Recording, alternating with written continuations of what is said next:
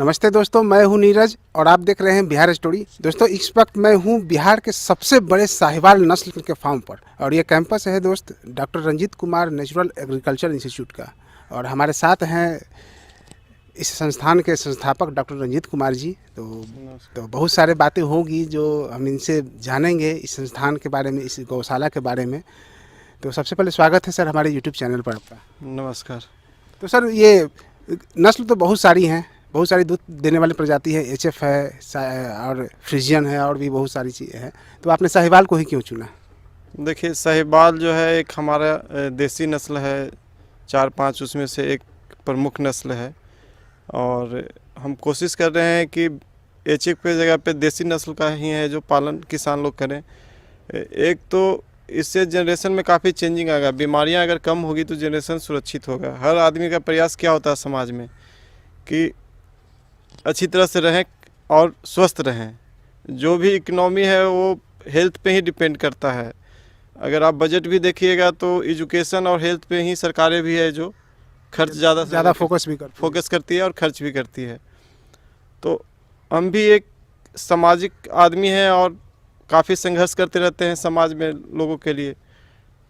तो 2 साल पहले हम लोग को जीरो बजट खेती का अवसर मिला था। कुछ लोग आए थे हमारे पास, एक बनारस के बाबा सोमनाथ त्रिपाठी थे, वो इनको कोरोना से इस साल डेथ कर गए।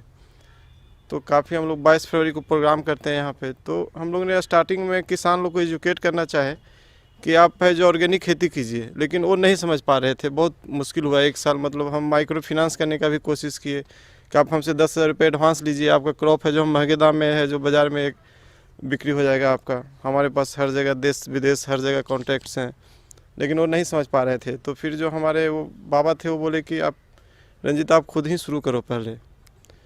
तो हमने अध्यक्ष पद से इस्तीफा देकर सोचा कि पहले इंस्टीट्यूट को एस्टेब्लिश करें। हम एक स्वराज इंडिया पार्टी है उसका अध्यक्ष थे बिहार का, तो वहाँ से इस्तीफा दे के इसमें लग गए। और आज जो है हमारे पास 70-75 गायें हैं और कोरोना की वजह से लेट हो गया, नहीं तो हमारा 150 गाय का प्लान था साहिवाल का। जी बिल्कुल सर, ये बिहार है। बिहार में कहावत है सर कि कुछ लोग करके देखता है तो कुछ लोग देख के करता है। आप करके देखने वाले हैं, आप आगे रहेंगे। जो देख के करेगा आपसे तो जो पीछे ही रहेंगे और बहुत कुछ आपसे सीखेंगे भी। और वीडियो बनाने का मकसद भी मेरा यही है कि बहुत सारे हमारे व्यूवर्स हैं जो जानना चाहेंगे आपके विषय में।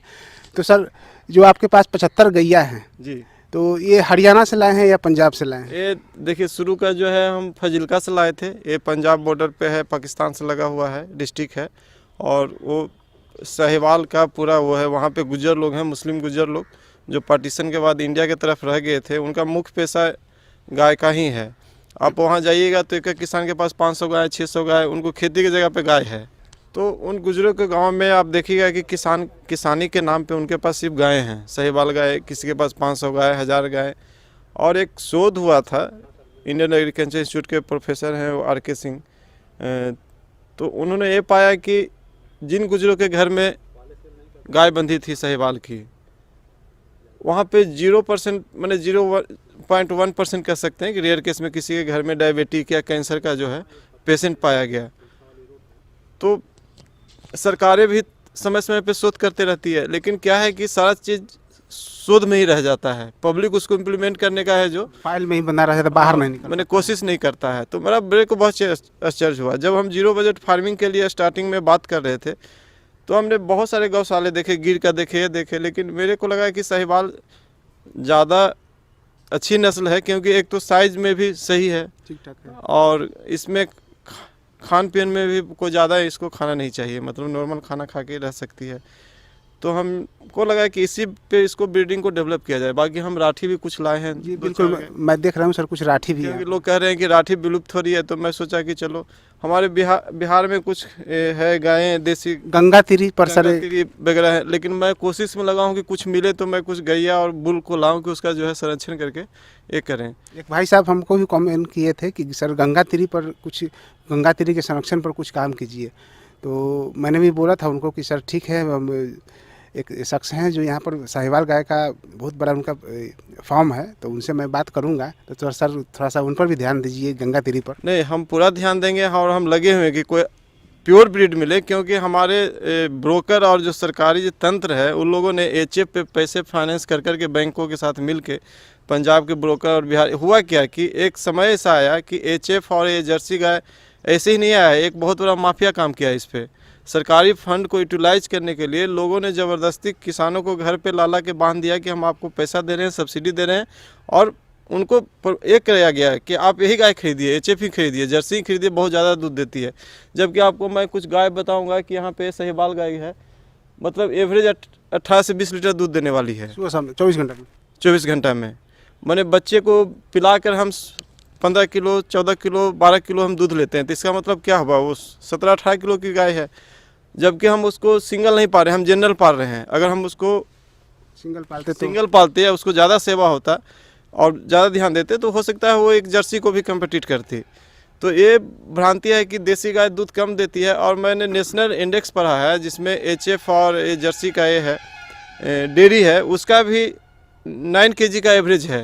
मतलब उनके पास 100 गाय है तो उनके पास 9 के एवरेज से ही दूध का प्रोडक्शन है, मतलब जो एक एवरेज होता है। कि बहुत ज़्यादा एचएफ का भी ये दूध देने की क्षमता नहीं है। कुछ गाय अगर है वीडियो बनाने के लिए, ये करने के लिए लोग 30 किलो का भी गाय खोज लेंगे, 40 kg का भी खोज लेंगे, लेकिन उसमें भी जो एवरेज है वो 9 kg 10 kg और 20 kg के बीच में ही है।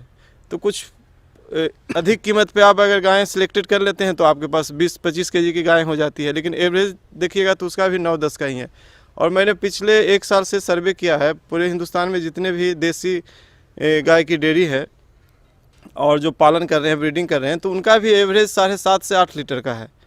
तो फासला बहुत ज़्यादा का नहीं है। इसको समय रहते अगर ध्यान दिया जाए ब्रीडिंग पे तो इसको भी कम किया जा सकता है, सुधारा जा सकता है। जैसे मैं आपको, मेरे पास सुल्तान बुल है, ये सुल्तान बुल है जो 50 साल की इसकी ब्रीडिंग लाइन है, और इसकी एक बछिया है हमारे पास 111 नंबर टैग देखिएगा। तो एक ब्रीडिंग करके इसको भी 20 किलो 25 किलो का तैयार किया जा सकता है। अब जिसमें मेरे पास जो 20-22 kg की गाय है उसको हम इस बुल से क्रॉस करेंगे, इसके बच्चे जो आएंगे, फीमेल आएगी, ज़्यादा उम्मीद है कि वो 20+ वाले ही तैयार होगी। तो ये करने की ज़रूरत है। और अपने को स्वस्थ रखने के लिए एक देसी, अब इसका देखिए, इसका बहुत मुख्य मतलब फ़ायदा है देसी गाय रखने का। अभी हम लोग एक मशीन लगाने जा रहे हैं, अगले बार आप आइएगा तो आपको दिखाएंगे, गोबर इसका थी लकड़ी बनाने के लिए। जी, गोबर का लकड़ी जो बनता है सूखा कर। कंपोस्ट के लिए पीछे देखिएगा हम लोगों ने बहुत सारा गोबर इकट्ठा भी कर लिया, वो भी चालू हो जाएगा। तो ये अपना ही जो देती है गौमूत्र और ये सब वगैरह, उससे ही वो खुद पल भी सकती है। बिल्कुल, जो उत्पाद गाय का दूध के अलावा जो होता है, जो गोबर हो या मूत्र हो, उससे भी 2 पैसा कमाया जा सकता है। कमाया जा सकता है, उसका संरक्षण में उस पैसे का यूज किया जा सकता है। मतलब लोग ये ना सोचे किसान की, मतलब वो कम दूध देती है तो उसको कैसे पालेंगे करेंगे। आपके पास 5 बीघा खेती है और अगर आपके पास 1 या 2 गाय देसी है तो आप समझिए कि बिना खाद का जो है जो फसल काट सकते हैं, और उस फसल को आपको 30 से 40%, मिनिमम 25% अधिक कीमत लेने के लिए मैंने लोग बैठे हुए इंतजार कर रहे हैं कि कौन ऑर्गेनिक खेती कर रहा है, कंप्लीट ऑर्गेनिक होगा वो। हाँ, तो हम लोग का अभी 10-15 एकड़ ज़मीन भी एक्वायर किए हैं, ये साल से चालू हो जाएगा प्रोडक्शन। तो हम लोग एक करके इसलिए कर रहे हैं कि ताकि आसपास के लोग देखें। बिहार में आपको पता ही है, पहले लोग देखते हैं दूसरे का, कोई आगे बढ़ना नहीं चाहता है। तो हमने सोचा कि पहले आगे करके देखते हैं, लोग खुद ही हैं जो फिर धीरे धीरे इसमें अनुसरण करेंगे। मैं इसको एक इंस्टीट्यूट का रूप देना चाह रहा हूँ कि जैसे मछली पालन है, मुर्गी पालन है, बकरी पालन है, कि लोग यहाँ पे तो BA पास कर लेते हैं, MBA कर लेते हैं और कोई ग्रेजुएट हो जाते हैं, तो उनको लगता है अरे हम इतना पढ़ गए फिर खेती करेंगे। तो एक इसको भी ब्रेक करना है। लोग को लगता है कि अरे यार ये तो डॉक्टरी पढ़ लिया, इतना कर लिया, उसके बाद भी कर रहा है। मेरे पास हफ्ते में 4-5 लड़के आते हैं बात करने के लिए कि भैया आगे क्या करें, कैसे करें। तो मैं समझता हूँ कि यही अच्छा सोशल वर्क हो रहा है कि आप कर रहे हैं तो कम से कम पीछे से लोग हैं जो तैयारी तो कर रहे हैं, लाइनअप कर रहे हैं बकरी पालने के लिए, ये करने के लिए। तो ये है, देखिए समाज में सुधार एक हो जाए अगर इस माध्यम से भी, तो यही समझेंगे कि एक सफल परियोजना है। मतलब आपका जो प्रयास है बिल्कुल सफल हो जाए, कोशिश यही रहेगी। आगे की योजना क्या है सर? आगे का देखिए, हम लोग का बहुमुखी प्लान है। मतलब कि एक तो ऑर्गेनिक खेती, मतलब एग्रीकल्चर रिलेटेड जितना है, इसको कम खर्च पे ज़्यादा मुनाफा कैसे हो सकता है, एक किसानों को एजुकेट करना है बेसिक। आगे का जैसे हम लोग एस्टेब्लिशमेंट हम लोग का कंप्लीट हो जाएगा तो नेक्स्ट हम लोग वही करने जा रहे हैं, एजुकेट करने जा रहे हैं किसानों को। जो इतना देख रहे हैं आजकल 2 गुना 4 गुना 5 गुना नेता कुछ भी बोल देते हैं कि हम आपको इतना दे देंगे। आप खुद नहीं कीजिएगा तो आपको कौन क्या दे देगा।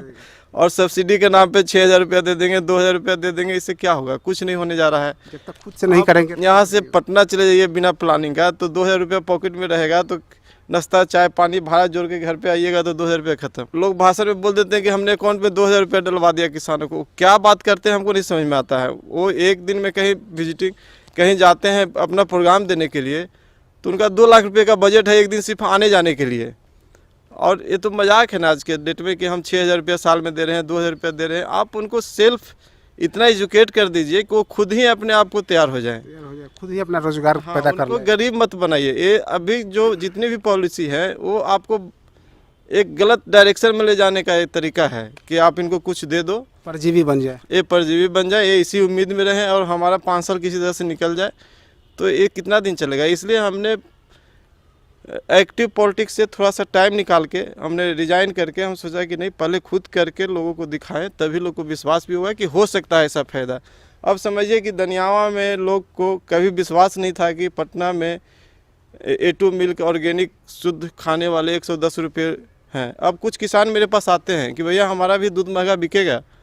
हम कि क्यों नहीं बिकेगा, आप यूनाइट होइए, अच्छा काम कीजिए, आप HF और इस सबके पीछे मत कीजिए। हाँ, मतलब HF पालिए, लेकिन फिर आपको कीमत नहीं मिलेगा, क्योंकि आप है जो अपने देसी नस्ल को विलुप्त कर रहे हैं और सोच रहे हैं कि हम उससे ये करें। तो ये सब चीज़ धीरे धीरे चेंजिंग आएगा, लोगों में ये हो रहा है कि देसी गाय पाला जाए। हम चाहते हैं कि बिहार में आने वाले समय में 5 लाख 10 लाख गायें जो है अपने देसी हो, बहुत सारे घर में देसी हो, ताकि उनको हेल्थ में जो मेडिसिन और ये सब केयर करने में जो खर्चा हो रहा है वो बचे। लोग खेती करना शुरू कर दें, इसमें इसके मूत्र से और इसके जो वर्मी कंपोस्ट बनता है गाय के थी से या 0 बजट पे भी, तो इससे कीटनाशक दवाएं भी बन जाती है। तो आप 100% मतलब संपूर्ण 100% आप है जो खेती है जो एक गाय से आप कम से कम 2 एकड़ खेती कर सकते हैं। बड़े बुजुर्ग भी सर हमारे कह गए हैं कि अगर आपके पास एक गैया देहाती है तो आपको दाल रोटी के लिए सोचना नहीं पड़ेगा। वो एकदम सही कह गए हैं। वो इतना चीज़ एक गाय से प्राप्त हो जाएगा कि आप सब चीज़ कर सकते हैं। उसका घर का जलावन से छोटी चीज़ से लेके खाद बीज सब तैयार कर सकते हैं, और आप एक सुखी संपन्न परिवार को जो एक गौ पालन के माध्यम से कर सकते हैं। तो दोस्तों आपने सुना, बहुत अच्छी बात बताई सर ने, और ये अब इनके आप खुद के अनुभव हैं, पढ़े लिखे हैं, डॉक्टरेट हैं, और उसके बावजूद भी इन्होंने संरक्षण का सोचा है हमारी देसी गाय का, जो कि हमारी विरासत है, और शायद ही कोई बिहार में होगा जो इस तरह की सोच रखने वाले होंगे। तो दोस्तों इनका अनुसरण ज़रूर करें। अगर आप डेयरी फार्म करना चाहते हैं तो देसी गाय पर काम कीजिए, A2 मिल्क पर काम कीजिए, अच्छा खासा मुनाफा भी होगा और हर तरह से मुनाफा होगा। तो दोस्तों ये जानकारी कैसी लगी कमेंट करके ज़रूर बताइएगा। और भी जो सवाल का जवाब आपको इस वीडियो में नहीं मिला है तो निस्संदेह आप कमेंट बॉक्स में डालिए, रंजीत से ज़रूर उसका जवाब देंगे। तो आज के वीडियो में जानकारी यहीं तक, आगे भी अपडेट जारी रहेगा। तब तक ले जय हिंद, जय भारत।